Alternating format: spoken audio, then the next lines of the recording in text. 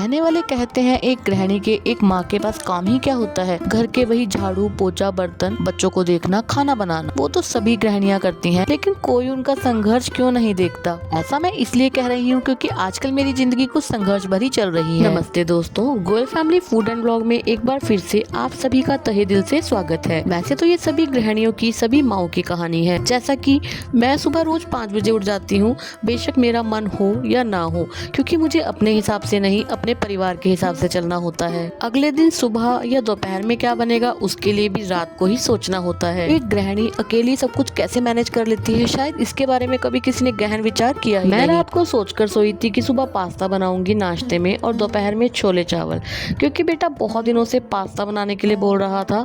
तो फाइनली आज मैंने डिसाइड किया कि चलो मैं उसके लिए पास्ता बना देती हूँ। बेशक मुझे पास्ता बनाना नहीं आता, लेकिन मैंने अपने बेटे के लिए सीखा है। अब आप कहेंगे बताइए, इस जमाने में क्या आपको पास्ता भी बनाना नहीं आता? जी हाँ, नहीं आता, क्योंकि हमारा कभी पास्ता से वास्ता हुआ ही नहीं। जब हम छोटे थे हम तो स्कूल में अचार के साथ पराठे ले जाया करते थे। घर में वही सादा भोजन, सब्जी रोटी दाल चावल बनते थे, और कभी रात को दाल बच जाया करती थी तो माँ वही दाल आटे में गूंद के उसके पराठे बना के स्कूल में दिया करती थी। पास्ता मैक्रोनी तो हम कभी लेकर नहीं गए, हम लेके जाया करते थे नमकीन सेवियां, जिसको भी बैम्बिनो कहते हैं। चलिए खैर, समय के साथ हमें बच्चों की खुशी के लिए थोड़ा तो बदलना होगा। मैं ये पास्ता फर्स्ट टाइम बना रही हूँ। बहुत ध्यान से मैंने पास्ता को उबाल कर छान कर रख लिया है। एक तरफ कुकर में चने भी उबलने रख दिए हैं, एक तरफ रखी है कढ़ाई, और साथ साथ में पास्ता में जो वेजिटेबल्स डलनी है उसको कटिंग कर रही हूँ। बेटे ने कहा मम्मा व्हाइट सॉस पास्ता बनाना, लेकिन पास्ता बहुत ज्यादा गीला गीला नहीं होना चाहिए। तो मैंने कढ़ाई में 1 चम्मच बटर ऐड किया है, साथ में 1 से सवा चम्मच मैदा भी डाला है, उसको थोड़ा भून लिया है, बटर में सेक लिया है। साथ में एक गिलास के करीब दूध ऐड किया है और दूध को अच्छे से उबलने देंगे। यह अच्छे से उबल गया है। अब इसमें मैंने ऑर्गेनो, ब्लैक पेपर और चिली फ्लेक्स ऐड किया था।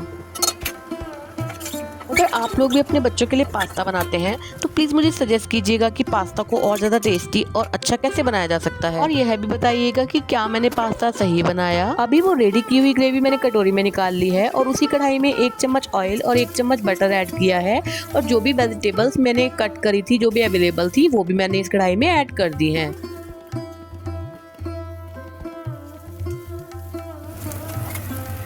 वेजिटेबल्स के साथ साथ 4 से 5 लहसुन की कलियां भी मैंने इसमें ग्रेट करके डाली हैं। अभी डाला है थोड़ा सा नमक टेस्ट के अकॉर्डिंग।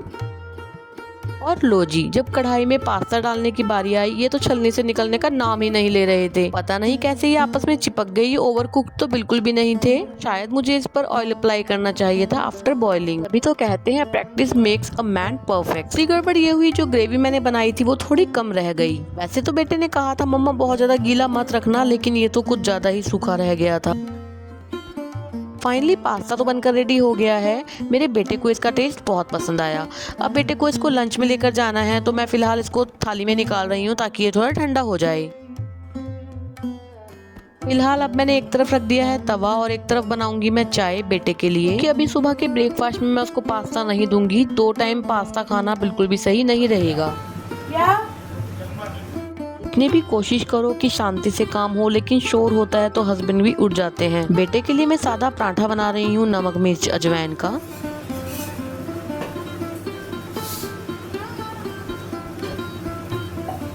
चाय और पराठा भी बनकर तैयार हो गया है। जितनी देर मैं किचन में लगती हूँ उतनी देर में बेटा नहा धो के ड्रेस पहनकर तैयार हो जाता है। आगे आगे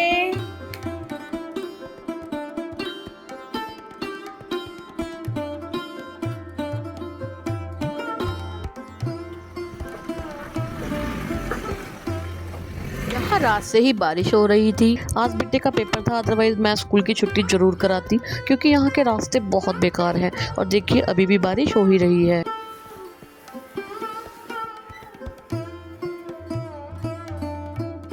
बेटे के स्कूल जाने के तुरंत बाद मैं किसी काम में नहीं लगती, 5-7 मिनट बैठकर, और अब आ गई हूँ मैं इस रूम में, क्योंकि मुझे रूम को क्लीन करना है। ब्रेकफास्ट में भी सिर्फ बेटे का ब्रेकफास्ट बना है, अभी मेरा और हस्बैंड का बाकी है। हस्बैंड के लिए मुझे अलग से ब्रेकफास्ट रेडी करना होता है कि फिलहाल उन्हें प्रोटीन रिच डाइट देनी है। आज मेरे पास समय कम है और काम बहुत ज्यादा, क्योंकि अभी हमारे ब्रेकफास्ट में तो काफी टाइम है। इस बीच के टाइम में मैं फटाफट से जितना हो सके उतना काम कर लूंगी, लेकिन ढेर सारे काम को देखते हुए मुझे अपने काम में थोड़ी तेजी दिखानी होगी, क्योंकि लास्ट लास्ट टारगेट मेरा 11 बजे का है। 11 बजे हमने हॉस्पिटल के लिए निकलना है। फिलहाल बेडरूम की चादर तो झाड़कर मैंने बिछा दी है, अभी मुझे सोफे के कवर डालने हैं। अधिकतर व्लॉग्स तो होते हैं 8 से 10 मिनट के, लेकिन आप खुद भी जानते हैं कि एक गृहिणी के 8 से 10 मिनट में कोई काम खत्म नहीं होते। रोजमर्रा में तो मुझे फिर भी कुछ बैठने का, आराम करने का समय मिल जाता था, लेकिन जब से मेरे हस्बैंड को चोट लगी है तब से मेरी जिम्मेदारियां कुछ बढ़ गई हैं। इस ड्राइंग रूम में रखे प्लांट्स और इस मिट्टी के बर्तन से मुझे बहुत प्यार है, लेकिन मैं काफी दिनों से बहुत ज्यादा बिजी चल रही हूँ, जिस वजह से मैं अपने प्लांट्स पर और अपने इस मिट्टी के बर्तन पर ध्यान ही नहीं दे पा रही।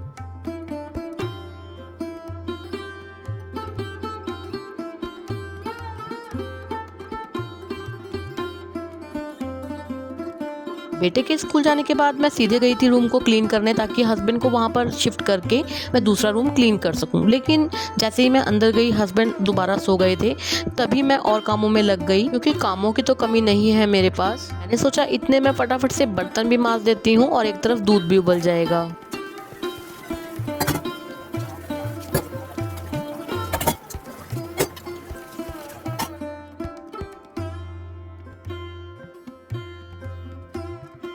फिलहाल मैं झाड़ू लेकर आई हूँ, लेकिन मैं सारे घर में अभी झाड़ू नहीं मारूंगी। मैं सिर्फ इसी रूम में झाड़ू और पोछा करने वाली हूँ। यह रूम क्लीन हो जाएगा, तब तक हस्बैंड भी उठ जाएंगे। मैं उनको यहाँ पर शिफ्ट कर दूंगी और बाकी सारा घर साफ कर लूंगी। सुबह का इतना सारा काम होता है, सुबह का क्या पूरे दिन का ही काफ़ी सारा काम होता है। इसको मैनेज करना बहुत ज़रूरी होता है। अगर हम लगातार ही कामों में लगे रहेंगे तो फ्रस्ट्रेट हो जाएंगे। तकरीबन सुबह सभी गृहिणियों को 2 से 3 घंटे काम में लगना होता है, और अगर घर में और लोग हों बातचीत करने वाले तो आपका काम शायद थोड़ा आसान हो जाता है। फिलहाल मेरे साथ तो ऐसा नहीं है, क्योंकि मेरा बेटा सुबह स्कूल चला जाता है और हस्बैंड ड्यूटी। फिलहाल हस्बैंड घर में ही है, क्योंकि वो 1.5 से 2 महीने के बेड रेस्ट पे है। बेशक वो घर में है, लेकिन वो ढेर सारी बातें तो नहीं कर सकते। कुछ बोले 2-3 घंटे सुबह काम करें तो दिमाग में जाने क्या क्या विचार धारणाएं आने लगती हैं। इन सब चीजों से बचने के लिए मैं भजन लगा लेती हूँ, और मुझे अनूप जलोटा जी के और जगजीत सिंह जी के द्वारा गाए हुए भजन बहुत ज्यादा अच्छे लगते हैं। मैंने रूम में और किचन में झाड़ू लगा ली है और डस्टिंग कर दी है। फिलहाल मैं फटाफट से पोछा लगा लेती हूँ। हस्बैंड भी उठ गए हैं।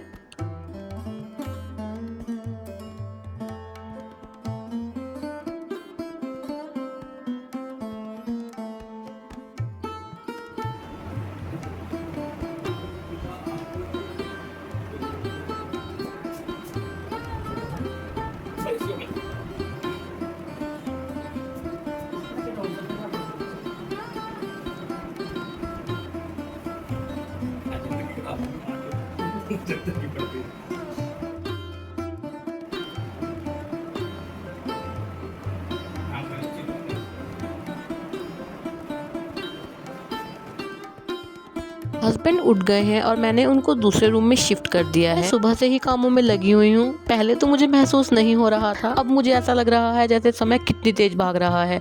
हस्बैंड भी बोल रहे हैं कि आप उल्टे सीधे कामों में लगे हो, बस हॉस्पिटल को लेट ना हो जाए। 11:30 बजे की डॉक्टर के साथ अपॉइंटमेंट है। हस्बैंड का डर भी सही है, लेकिन मुझे अपने काम को मैनेज करना आता है। मैंने उनको दिलासा दिया कि आप चिंता मत करिए, मैं 11 बजे से भी पहले रेडी रहूंगी। सर तो रोज मैं दिन में 2 बार चादर झाड़ कर बिछा देती थी, लेकिन हस्बैंड फिलहाल जब बेड पर बैठते हैं तो ढेर सारे तकिए उनके पैर के नीचे और कितने सपोर्ट के लिए बैक में लगाने होते हैं। ढेर सारा सामान पूरे बेड पे बिखरा रहता है, जिससे सब मैसी लगता है। मेरी कोशिश रहती है कि मैं दिन में एक बार तो कम से कम बेड को पूरे अच्छे से क्लीन कर दूं। साफ सफाई करके मुझे तो सुकून मिलता ही है, हस्बैंड को भी थोड़ी फ्रेशनेस महसूस होती है। हस्बैंड के आसपास सब कुछ क्लीन रखना जरूरी भी है इन्फेक्शन के डर से, कि ये बेडरूम हमारा सबसे ज्यादा यूज में आने वाला बेडरूम है। तो मैं इसकी बेडशीट को बदलती थी हफ्ते में 2 दिन, लेकिन अब फिलहाल मैं 1 दिन के गैप में ही बेडशीट बदल देती हूँ। शूट नहीं किया, लेकिन बीच बीच में मैं हस्बैंड के पास भी जाती रहती हूँ। सुबह खाली पेट की जो दवाइयाँ उनको देनी होती हैं, दवाइयों के साथ साथ 5 बजे से उनका मील स्टार्ट हो जाता है, यानी उसमें चाहे लेमन वाटर हो या ग्रीन टी हो, वह सब मैं बीच बीच में उनको देती रहती हूँ।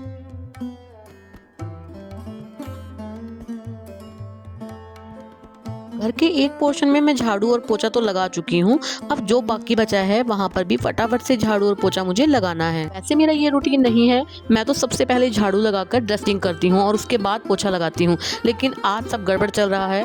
काम तो सारा ही हो जाएगा, लेकिन आज मैं अपने हिसाब से काम कर रही हूँ। मैं बहुत तेजी से काम कर रही हूँ, लेकिन घड़ी मुझसे भी ज्यादा तेज चल रही है।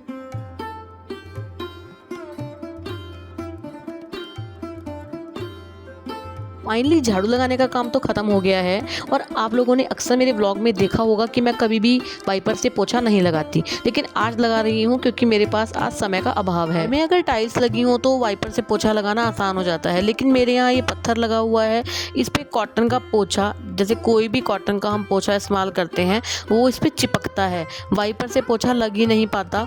मुझे तो ऐसा लगता है कि अगर मैं हाथ से ही पोछा लगाती तो शायद मेरे और 10 मिनट बच जाते।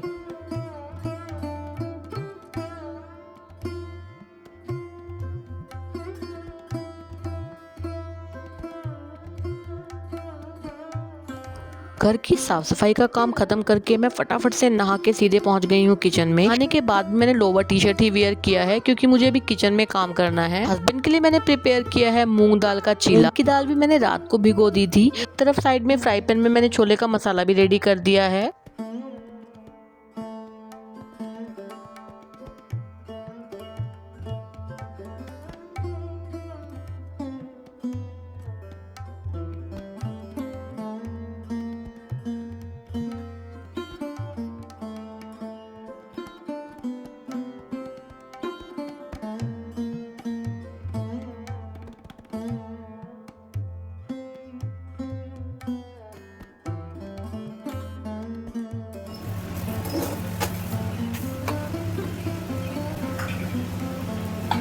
तो रहा है कि सभी काम टाइम पे खत्म हो जाएगा। हस्बैंड को तो ब्रेकफास्ट करा ही दिया है, बस अपने लिए भी बना लिया है। तीनों गैसों पर थोड़ा थोड़ा काम बचा है, यानी 3 गैस जली हुई हैं। जितनी देर में यह सब कंप्लीट होगा मैं एक साइड से पैकअप करना शुरू कर दूंगी।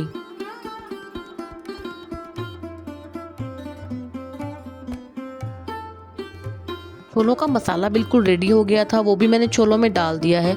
जब तक मैं नाश्ता करूंगी तब तक छोले बिल्कुल अच्छे से रेडी हो जाएंगे।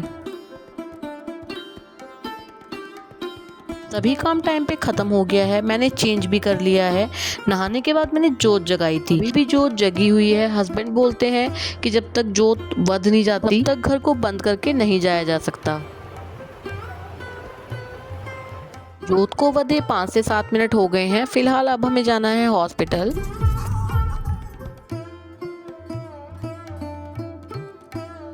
फाइनली हम टाइम पे हॉस्पिटल पहुंच गए हैं और आज हस्बैंड के पैर से ये ड्रेसिंग हट जाएगी। आफ्टर सर्जरी जो स्टिचेस हस्बैंड के पैर पर लगे थे वो आज निकलने का दिन है, मतलब उसको निकाला जाएगा और ये ड्रेसिंग हटाकर प्लास्टर लगाया जाएगा। हमें तकरीबन हॉस्पिटल में 2 से 2.5 घंटे लग गए। अब फाइनली हम आ गए हैं घर। हस्बैंड को प्लास्टर लग गया है। हॉस्पिटल से आने के बाद मुंह हाथ धोकर अब मैं बना रही हूँ खाना। आपको मेरा ये व्लॉग कैसा लगा मुझे कमेंट करके ज़रूर बताइएगा। इस व्लॉग में गाइस बहुत ज़्यादा मेहनत लगी है। इस व्लॉग में क्या, सभी व्लॉग को शूट करने में, एडिट करके बनाने में बहुत मेहनत लगती है। आपको मेरा ये व्लॉग थोड़ा भी अच्छा लगा हो तो प्लीज़ वीडियो को लाइक कीजिएगा, शेयर कीजिएगा और चैनल को सब्सक्राइब करना बिल्कुल भी मत भूलिएगा। और हाँ, अब मैं खाना खा के करूँगी काफ़ी देर आराम। अब मैं कोई काम नहीं करूँगी शाम तक। ये बहुत जल्द मिलती हूँ नेक्स्ट व्लॉग में। तब तक के लिए goodbye and take care.